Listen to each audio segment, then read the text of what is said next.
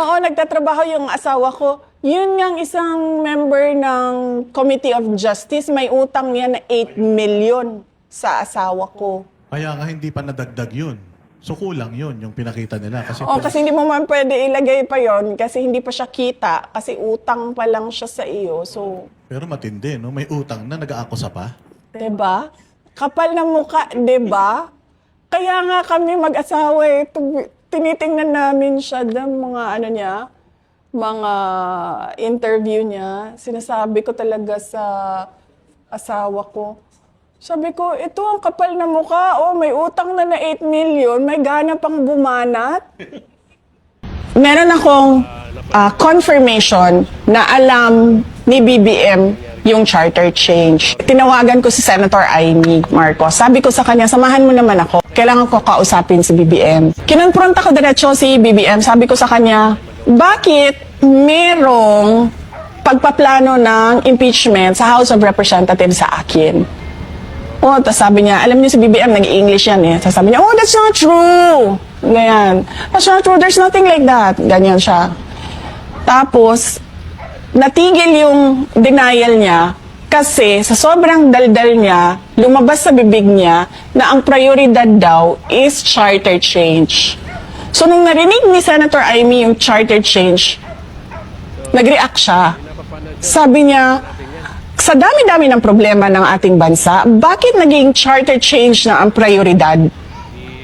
Tapos sabi niya, no, this will be for the country because it's all about the economic provisions, ganyan.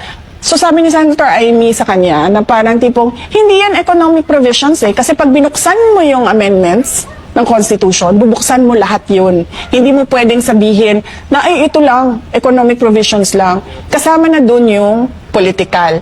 Doon kasi unang diniscuss na tatanggalin ang opisina ng Vice President at papahabain yung terms ng members of the House of Representatives.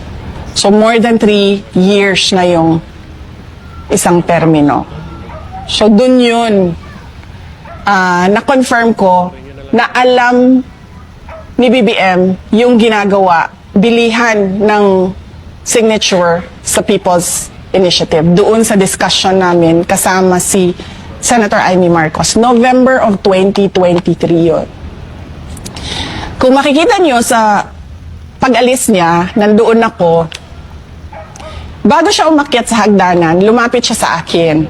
May binulong siya sa akin. Alam niyo si BBM kasi mahilig magmumble, yung ganon, na hindi mo siya maiintindihan.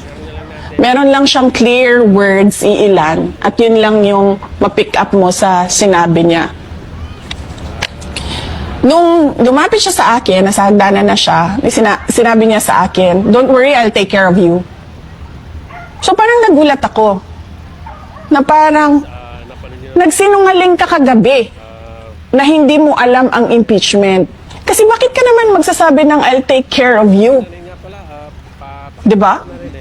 Why do you need to take care of me? You know something.